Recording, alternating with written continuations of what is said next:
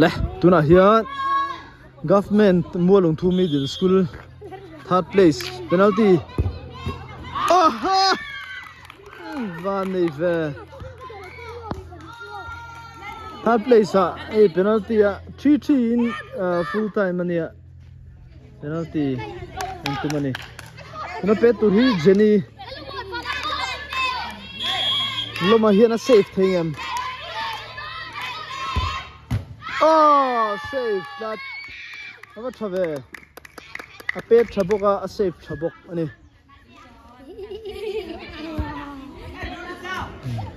hena ma hian an fence te ho hi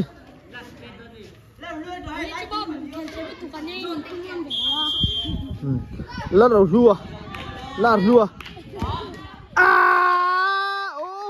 over hay lum sa po penalty china pet over to boka hilai tanga han pet over thei jun mak khop mai zoka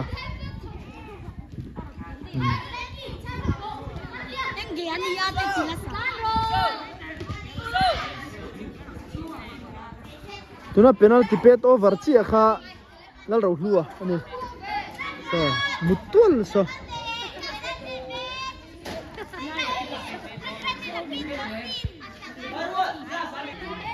tu e pe don le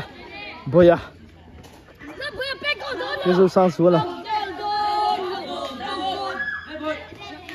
penalty pe dona ni hi goal score tu khani score le tat khai an lom hle mai final an khel to tuna in third place ania eno ruwa sur na sadeu bangin third place kan khel lok lo ni a pet over le ta liam le ta chi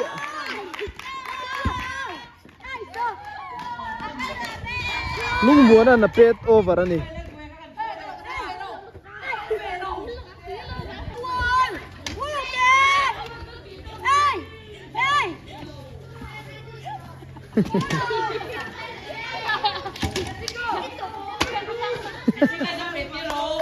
thế là mà pet le do ne din lua vào din moya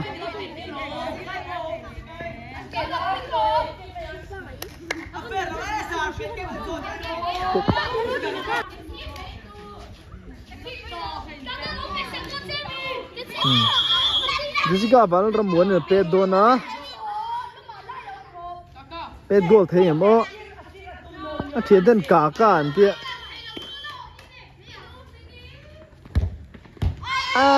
lom san safe that ball na lo kha chu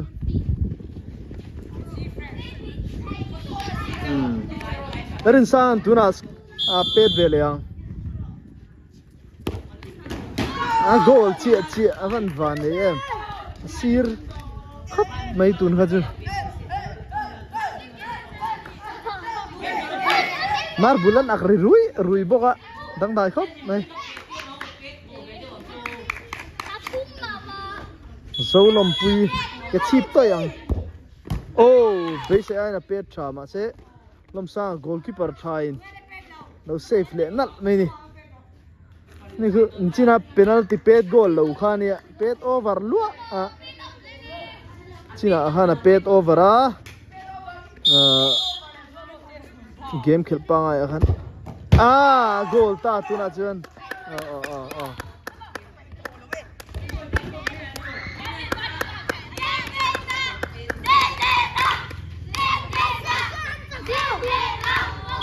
Valdin moya pedona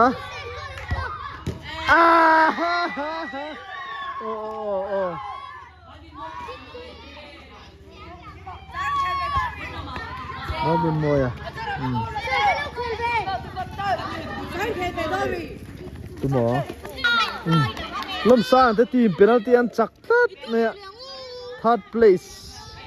in zon na khan he pathunga ni ani lom sang te hin dalrin sa te belal ro hlu te